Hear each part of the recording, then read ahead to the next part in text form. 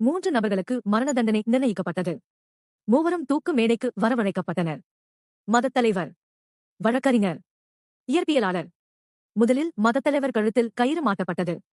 கடைசியாக ஏதாவது சொல்ல வருகிறீர்களா என வினவப்பட்டது. ஆண்டவன், ஆண்டவன், ஆண்டவன் அவனே என்னை காப்பாற்றுவான் என்றார். மேடை இழுக்கப்பட்டது. மதத்தலைவரின் கழுத்தை நெருங்கிய போது சட்டென்று கயிறு நின்றுவிட்டது. மக்கள் அதிசயத்தோடு பார்த்தனர். அவரை விட்டுவிடுங்கள், ஆண்டவன் அவரை காப்பாற்றிவிட்டான் என்றனர். மதத்தலைவர் தப்பிவிட்டார். அடுத்ததாக வழக்கறிஞர் அழைத்து வரப்பட்டார். அவர் கழுத்தில் கயிறு மாட்டப்பட்டது. கடைசியாக ஏதாவது சொல்ல வருகிறீர்களா என வினவப்பட்டது. நீதி, நீதி, நீதியே வெல்லும் என்றார் ஷூட். மேடை இழுக்கப்பட்டது. வழக்கறிஞரின் கழுத்தை நெருங்கிய போது சட்டென்று கயிறு நின்றுவிட்டது. மக்கள் அதிசயத்தோடு பார்த்தனர். அவரை விட்டுவிடுங்கள், நீதி அவரை காப்பாற்றிவிட்டது என்றனர். வழக்கறிஞர் தப்பிவிட்டார். அடுத்ததாக இயற்பியலாளர் அழைத்து வரப்பட்டார்.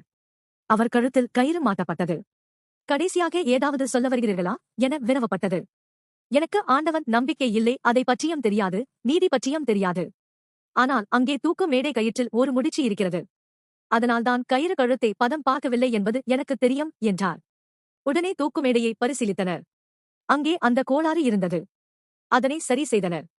பின்னர் இயற்பியலாளர் தூக்கில் ஏற்றப்பட்டு தலையும் துண்டிக்கப்பட்டது. நீதி, சில சந்தர்ப்பங்களில் வாய் மூடியிருக்க பழகிக் கொள்ளுங்கள். தெரிந்த உண்மைகளையெல்லாம் உளறிக் கொட்டுவதால் உங்கள் கழுத்துக்கே கூட ஆபத்தாகலாம். சிலவேளை முட்டாளாக இருப்பதுதான் புத்திசாலித்தனமானது.